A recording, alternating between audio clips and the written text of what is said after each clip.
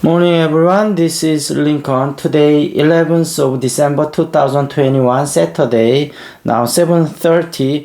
This time I want to talk about 삼성전자. 삼성전자에 대해서 말씀드리도록 하겠습니다. 삼성전자는 76,900원, 1.66% 어제는 좀 떨어졌습니다. 금요일날 주로 좀 많이 떨어졌다가 그래도 좀 주가 전체적으로 조금 그래도 회복하는 모양새입니다. 코스피하고 코스닥하고 조금씩 하락이 있었습니다. 52주 전고점은 96,800원, 459조 763억 시총이고요. 외국인 지분 51.77%고요. 지금 좀 이제 박스권에 좀 있다가 68,500억 원서부터 한 72,000원 정도 박스권에 있다가 한번 박스권을 뚫고 74,000원으로 와서 잠깐 박스권에 있다가 또 이제 76,000원, 7,000원대로 뚫었는데 아마 연말에는 한 82,000원 정도 선까지 가지 않을까. 그리고 1월 달에 한 92,000원 정도, 한 2, 3월 달 정도 들으면 전고점인 96,800원을 터치를 하면서 한번 3, 4월 달에 한 10만원 정도까지는 가지 않을까 싶습니다. 삼성전자가 지금 어쨌든 이재용 부회장이 뭐 여러 가지 이제 좀 사법적 리스크가 있기는 하지만 회장으로 언제 취임할지가 이제 중요한 포인트 중에 하나가 되겠고, 근데 이제 여러 가지 사법 리스크 때문에 조금 몸을 사리고 있는 모양새입니다. 여러 가지 좀 요즘 강한 드라이브를 미국 갔다 온 다음에 걸고 있잖아요. 본인도 정말 냉엄한 현실을 느꼈다 그러고, 물론 삼성 특유의 약간의 과장과 엄살이 섞여 있긴 하지만 그만큼 뭔가 삼성이 하드웨어에서 소프트웨어 기업으로 변해야 한다는 절박감이 좀 숨어 있지 않나. 미국에 가서 그것에 대한 거를 좀 느끼고 온 것 같아요. 예를 들어서 애플이 지금 3,450조인데 지금 삼성전자에 7.5배거든요. 물론 이제 코리아 디스카운트도 있고, 그 다음에 이제 애플하고 삼성전자하고 매출은 뭐 비슷하지만 영업이익은 애플이 더 높은 것도 있지만 사실 7.5배 정도 차이 날 상황은 아니거든요. 뭐 2배, 2배 반, 3배까지는 오케이, 그럴 수 있다 생각하는데, 삼성전자가 적어도 지금보다는 미국 쪽에 상장한다고 해도 지금보다 2배에서 3배 정도는 이 가치가 높아질 거다, 이런 얘기가 있기는 있습니다만, 어찌됐든 삼성전자가 어차피 이제 미래 가치를 보는 거니까 그만큼 삼성전자가 하드웨어 중심은 뭔가 좀 리스크가 있을 수도 있다, 이런 부분을 하는 거죠. 근데 이번에 또 미국이 우리나라한테 이제 좀 뭐 반도체라든지 압박하는 걸 보면 소프트웨어가 더 중요하긴 하지만 하드웨어도 상당히 중요하다. 하드웨어 없이 소프트웨어만 있을 수는 없지 않겠습니까? 결국은 그 두 개의 밸런스를 어떻게 맞춰가느냐, 이런 점이 중요하겠고, 그다음에 주가 측면에서는 최근에 좀 많이 오르니까 개인이 2조 정도 매도를 해서 외국인들이 줍줍하고 있다는데, 진짜 안타까운 게 삼성전자 이제 지금서부터 올라가거든요. 근데 10개월, 11개월 동안 정말 마이너스가 많이 나서 그냥 속 끓이고 있다가 이제 올라가는데, 올라가는 초입에서 이렇게 개인들이 많이 매도를 하시다니요. 좀 아쉽습니다. 외국인과 기관들의 장난에 좀 놀아난 것 같아서 아쉽기도 하고, 여러분들 하여튼 아주 급한 자금이 아니라면 팔지 마시기를 부탁을 드리겠습니다. 그리고 세 번째는 삼성전자가 퀄컴과 AMD를 고객사로 확보했다, 그런 소식인데요. 어차피 초미세공정은 TSMC하고 삼성전자밖에 안 되는데, TSMC가 지금 너무 이 물량을 받을 수가 없는 상황인가 봐요. 그래서 어쩔 수 없이 삼성전자로 오게 된 것도 있지만, 어찌됐든 그런 물량이 상당히 많을 거거든요. 그래서 삼성전자가 이번에 그 3나노 1세대를 TSMC보다 앞서서 출시하겠다, 이렇게 이제 밝히고 있는데, 어찌됐든 전문가들은 2년에서 3년 정도는 계속 경쟁이 될 거라고 보는데, TSMC가 격차를 더 벌릴지 삼성전자 상당히 따라잡을지 주목이 되는 상황인데, 개인적으로는 삼성전자가 좀 따라잡지 않을까. 뭐 TSMC를 앞서는 정도까지 상황은 못 오겠지만, 어찌됐든 2, 3년 동안에 추격의 발판을 마련할 가능성이 높다, 이런 말씀을 드리도록 하겠습니다.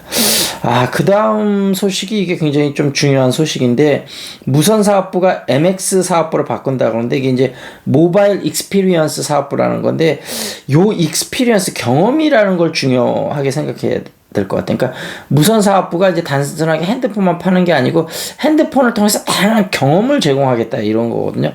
그래서 이제 본격적으로 메타버스에 진출을 한다. 그래서 VR, AR, AI를 활용을 해서 메타버스를 적극적으로 활용을 하겠다, 그런 거가 있었고요.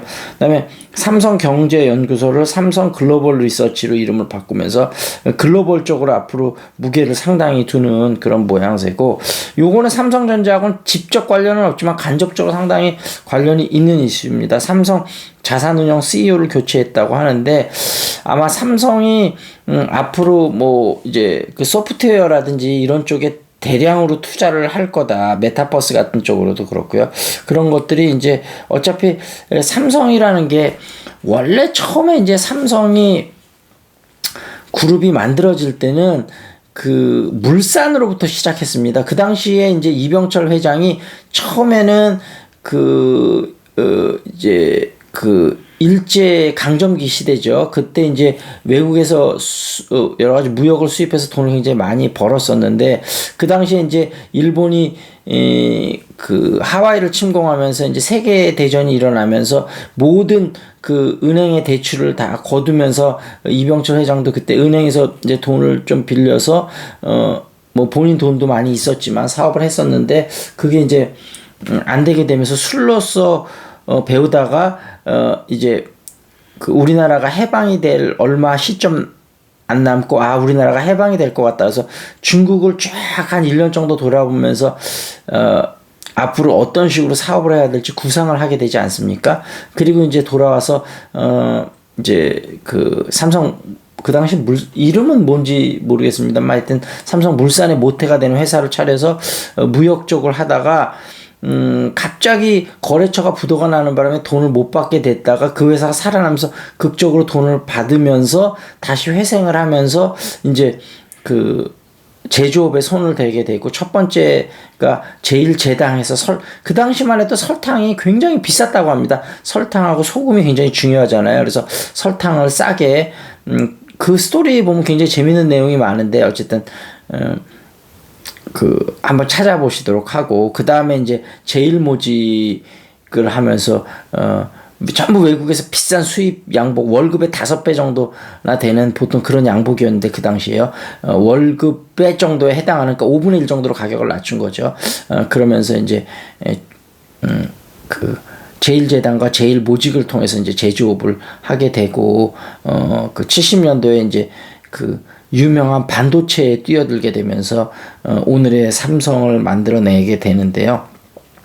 어찌됐든 그때 이제 삼성이 반도체를 할 때 그 돈줄을 공급했던 게 삼성생명이었습니다. 그 당시에는 그 삼성증권 이런 것도 없었고, 그 삼성의 그 자금원을 대는 게 이제 삼성생명이었었는데, 그 보험료를 이렇게 쭉 받아갖고, 그 일본에서 삼성생명 주식을 담보로 해갖고 돈을 빌리게 되는데, 사실 그 당시에 일본에서는 삼성이 반도체에서 당연히 성공 못할 것으로 생각을 하고, 돈을 갚을 줄 알고 빌려준 게 아니고, 삼성이 돈을 못 갚아서 삼성생명을 먹으려고 돈을 빌려줬는데, 삼성이 이렇게 멋지게 성공할지는 몰랐죠.